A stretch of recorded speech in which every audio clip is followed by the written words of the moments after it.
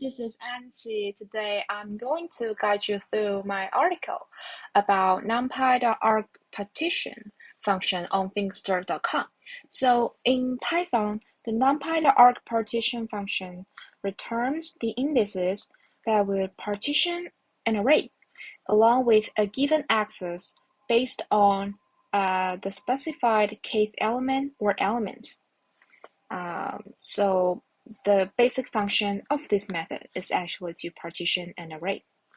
And all elements smaller than the kth element provided will be moved before it and all larger elements behind it. This is what a partitioning an array actually means for this function.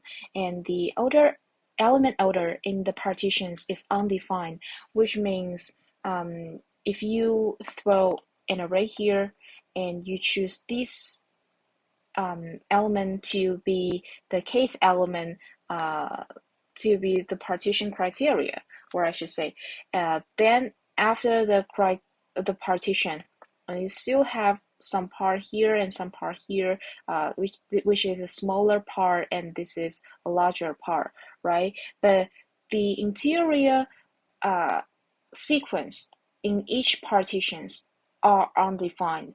So for example, if it's 5, and this could be 4, 3, 1, 2 for the smaller partition. Their orders are not sorted. So in other words, what this argpartition function does is actually a partial sort. It does not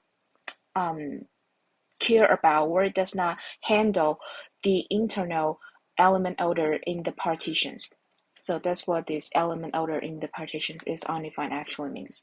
And if you provide this function with a sequence of kth, which is the elements case here, so it will actually partition all of them into their sorted position at once.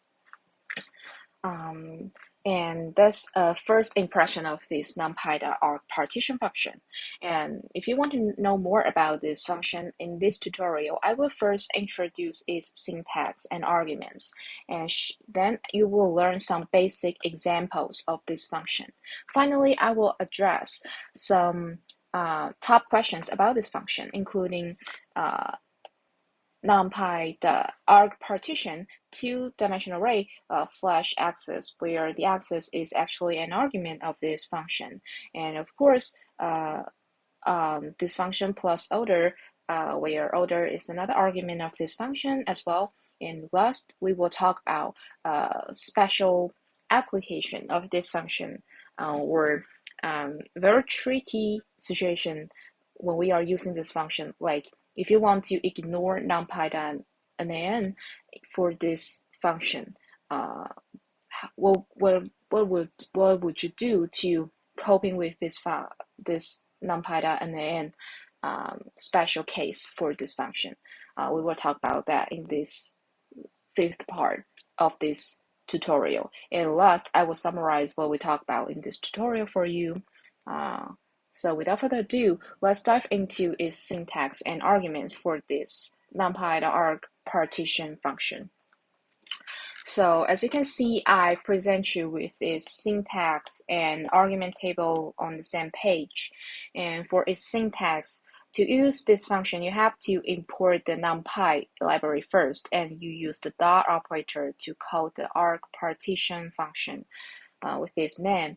And for the arguments that you have to pass to the function, let's take a look at the argument table here. So first, you have to pass at least 2 arguments for this function. The must-have functions is colored in blue here. So the first argument you have to pass to this function is code A, which is the array to sort. And the second argument you have to pass to the function is called kth.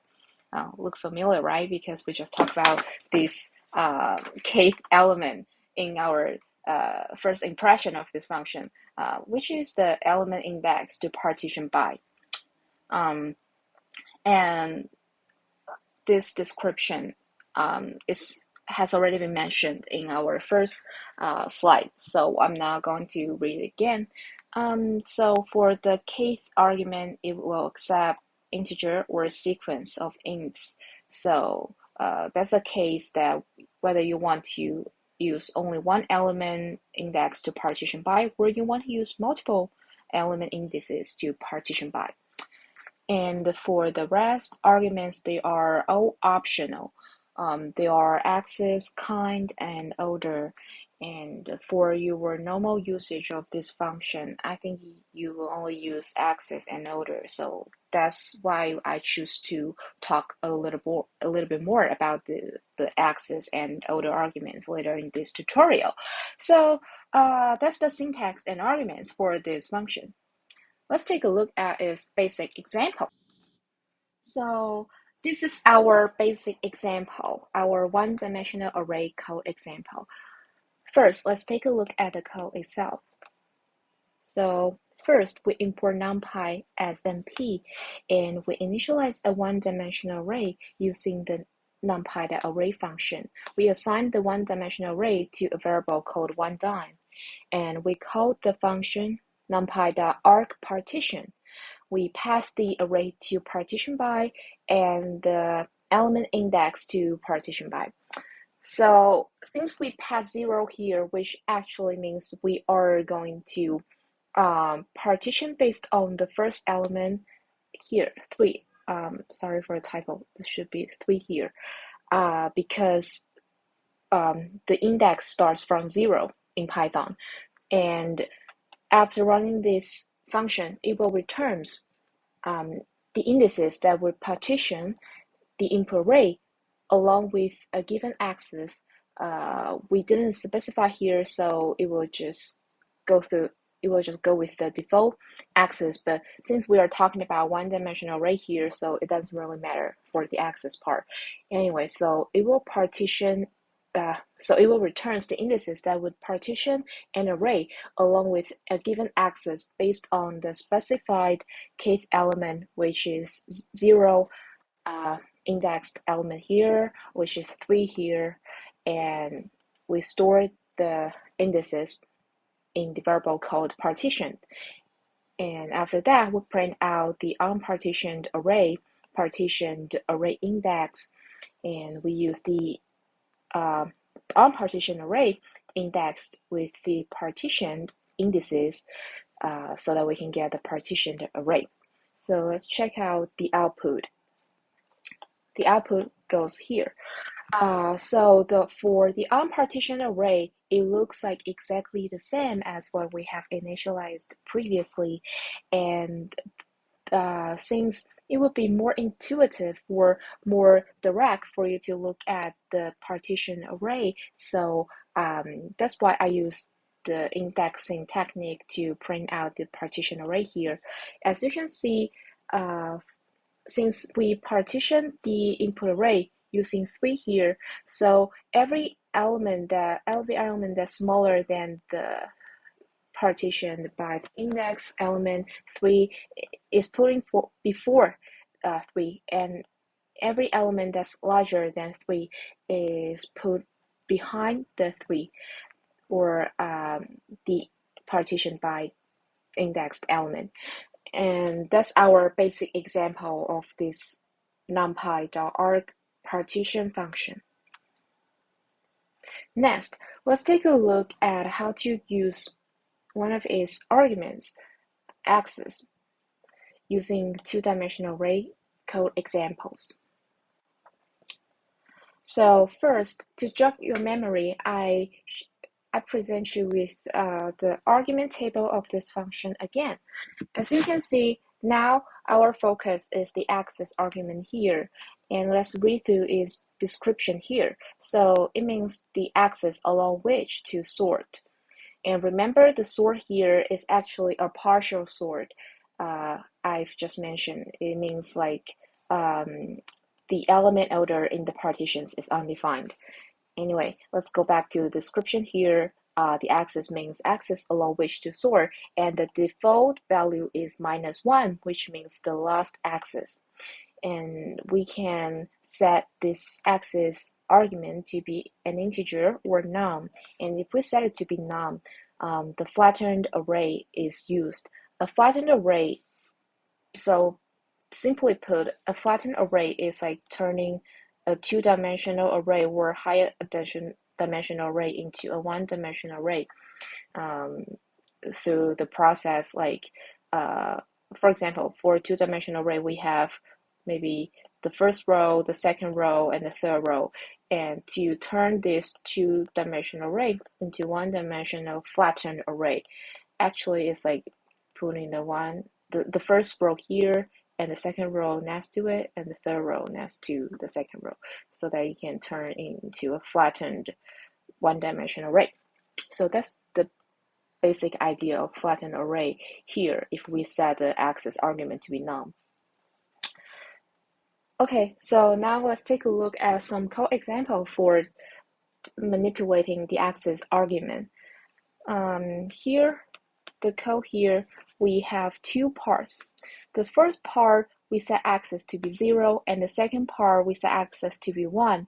Specifically, first, we import numpy as np, and we print out access to be 0 for this sub case, and we initialize a two-dimensional array using np.array function. We assign this two-dimensional array to a variable called toDime, and we call the np.argpartition function. We pass the array to partition, and we pass the kth element to partition by, which is 0 here. And just a quick preview is that for the following and this code examples, we basically just set the kth to be 0, so that it's more straightforward, because it's like we are partition the given array using its first element, and we set the access to be 0 here. After that, we save the returned indices that would partition the input array to the variable called partition.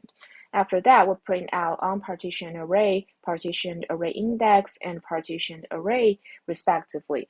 A noticeable difference here is that we use numpy.takeAlong access other than a direct indexing technique shown previously to map back from a partitioned array index to the partitioned array. We pass this numpy.takeAlong access function with the array to partition and the partitioned indices and the access along which to partition by. This is the same setting as the np.argpartition set previously, so that you can match. And this is our this is our first part of this code. And the second part of the code are quite the same. The only difference is that we set access to be 1 here. If we set access to be 1, actually it means column-like operation. And we set access to be 0 in our first part, it means row-like operations. And to be more specific, row-like operations, when we set access to be 0, actually means, for example, if we have a two-dimensional array here, row-like is like we are going to partition the two-dimensional array in this row-like direction. And for a column-like operation, again, let's imagine we have a two-dimensional array, and a column-like operation to partition is like this direction. This is a column-like. So that's basically what this code is actually all about, and the explanation for the first part and the second part of the code. So without further ado, let's take a look at its output. So after running this code, we can get the output here. Let's take a look at the situation of when we set the access to be 0 first. So as I just mentioned, if we set access to be 0, it's a row-like operation. It goes like this way, right? If there's a two-dimensional array, if it's row-like, if there's a two-dimensional array, row-like should be go like in this direction. It's very confused. It's very confusing. So please, you can you can draw a picture like me if you are going to use this access argument, because it could be really confusing. Anyway, so let's get back to the output here. When we set access to be 0, the unpartitioned array is the same as we just initialized here. And since we set the partition criteria to be the first element here, then it actually means that for each column, let's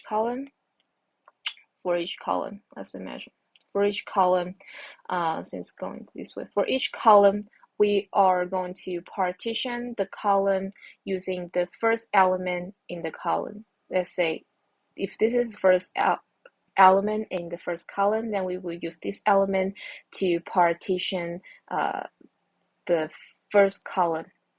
And this is basically what it actually does for the situation that access to be 0. And as you can see, the first element in the first column here is 1. And since 1 is smaller than 3, then we will just leave the first column as it is. And the first element in the second column is 4. And since 4 is larger than 2 here, so we will swap the 4 and 2. So as you can see, the output is 4, 2 is placed before the 4 here. And the first element in the last column is 3. And since 3 is larger than 1 here, then again, we have to swap 3 and 1 in the last column. So the output goes like this. So that's the illustration of what access to be 0 actually means and what this np.argpartition actually does under the hood. And for the case that access to be 1, again, the unpartitioned array is the same as what we initialized here. And for access to be equals to 1 case, it means column-like. So for each row, if we set the kth to be 0, means we are going to use the first element in each row. For example, for the first row, if this is the first element in the first row, then we're going to partition the first row using the red box here. And let's go back to the real case here. So for the first row, the first element in the first row is 1, and since the rest element here are larger than 1, then we will just leave the first row as it is in the output.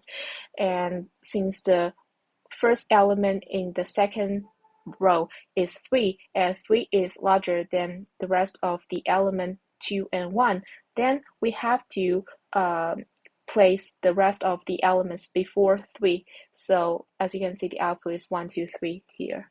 So that's basically our two-dimensional array code example for numpy.argpartition using when manipulating the access argument. In this part, I will show you another exciting argument of this numpy.argpartition function, which is order. First, to jog your memory, I present you the argument table of this function again here, but now our focus is no longer access. We focus on the order here. And in the description, it says that this argument specifies the order in which to compare field. And a single field can be specified as a string, and not all fields need to be specified, but unspecified fields will still be used in the order in which they come up in the D type to break ties.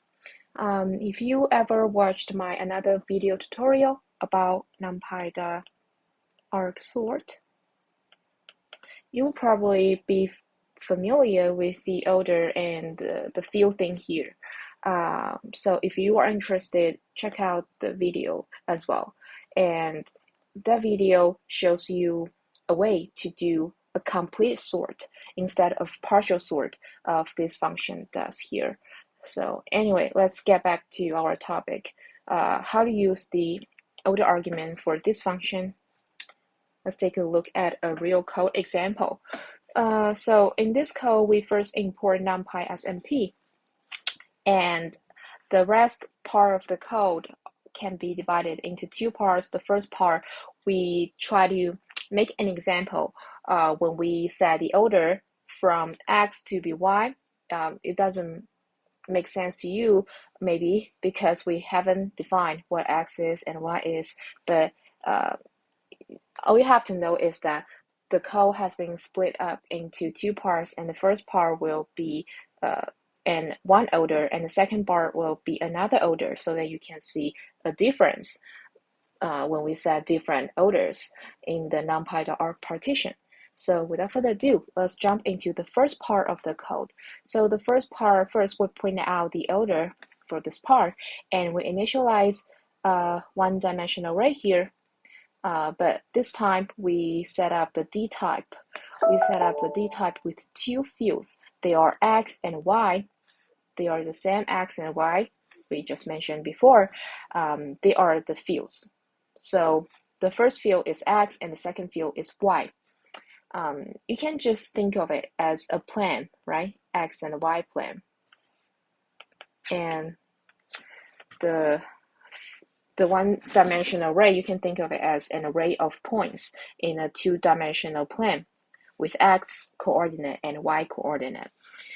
And after initialize the one-dimensional array, we pass it to the np.argpartition function.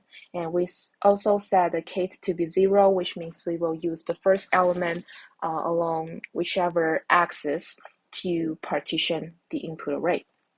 And we set the order here.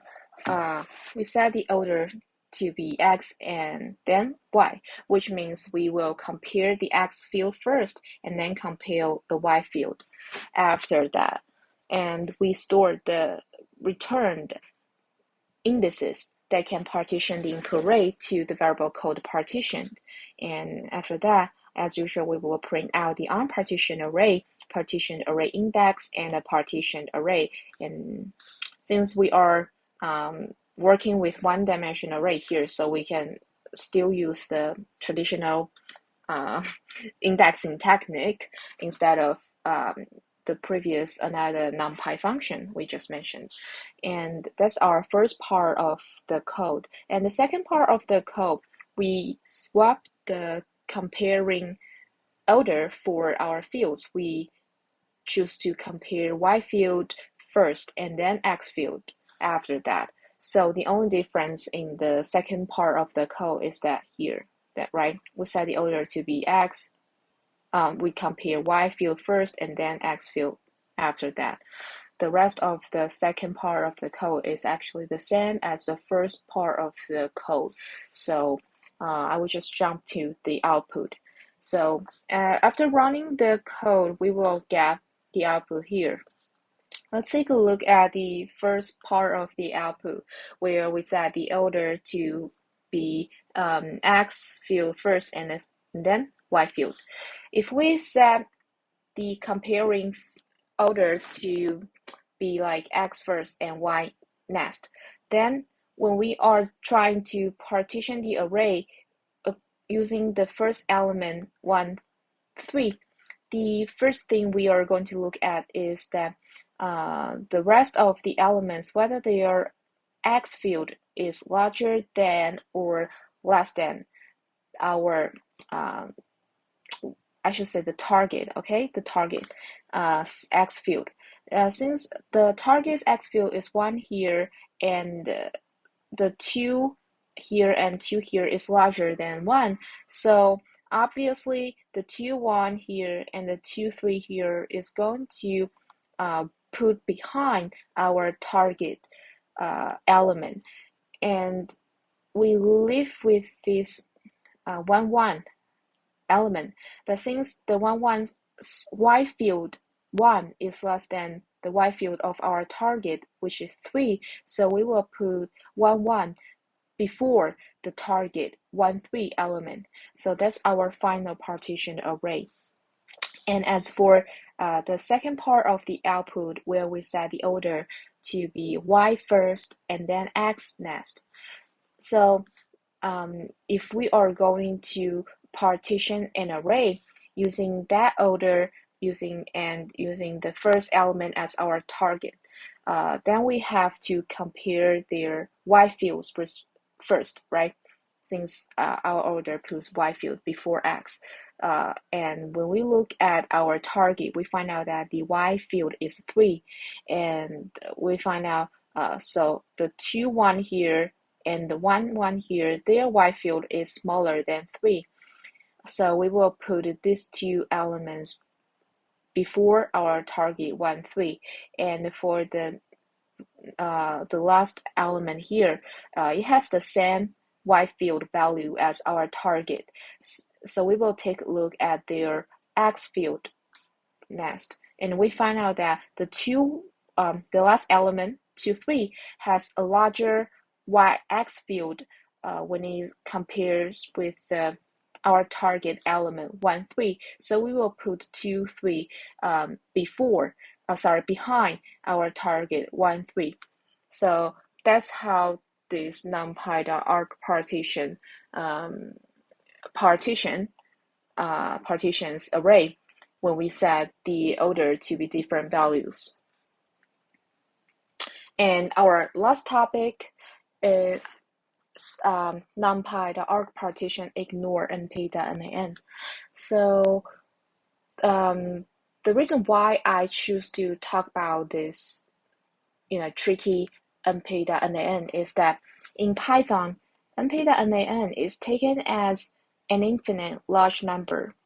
So if you try to use np.argpartition function with input array that contains this np.nan, then it may cause some trouble that you don't want it to be. So here I will just show you one application or one specific scenario that how to use this function dealing with array containing np.nan. And this special scenario is that how to get the n biggest element and their indices in an array containing np.nan, where the np.nan is taken as an infinite large number in Python.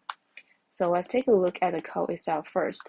We import numpy as np, and again, we split the code into two parts. The first part, we do not handle numpy.nan problem, and to see what will happen if we just don't take care of it, right? And the second part of the code is that we try to handle this problem. So let's take a look at our first part first. So we print out do not handle numpy.nan problem, and we initialize a one-dimensional array containing np.nan. And we call the np.argpartition function. We pass the array to partition by, and the element index to partition by, which is 0, which means we will use 2, the first element here, to partition the input array. And again, we print out the partition array index, partition array, respectively. And the next part of this code is that we try to handle this problem. What do we do? So first, we print out a separation sign, separation marks, and we print handle numpy.nan problem so that we can have a better grasp of what these output are actually, what's the mapping relationships of the output and the code. And after that, we initialize a one-dimensional array containing numpy.np.nan again. And if and we print out if we want to get the n biggest element and index in an array, which is a little hint for us to understand what we are trying to do. And we set n to be 2, where the n is actually the n here, the n biggest element we are trying to get, right? And the c here, we are trying to get the number of numpy.nan in the input array. So we use numpy.isNan with the input array, and we sum it up so that we can get the number of numpy.nan stored in the C variable. After that, we call the np.argpartition function. We pass the array to partition by and -n minus c to this np.argpartition. And after that, we use a slicing operation here so that we can get the partitioned index of the n biggest element. And then we map back from the index to the element using, just indexing technique. And after that, we print out the unpartitioned array, partitioned array index, and partitioned array, respectively. After running the code, we will get an output right here. And again, let's take a closer look at the output. So first, if we do not handle numpy.n problem, we just do not have this, this here and this here, just this plain calling of np.argpartition. What we get is the Python will take the nan as an infinite large number. So if we choose to, if we just do not handle this problem, then nan will be in the partition that will be in the larger partition when it compares with the target element 2. You cannot really just use a slicing technique on the partitioned results to get the indices of the n biggest element, because you will probably get an nan in your results. But let's take a look at what we can get if we try to handle this np.na problem. Here we try to get the n biggest element and indices actually in the input array. And we can see that the unpartitioned array is actually the same as in the previous do not handle problem scenario.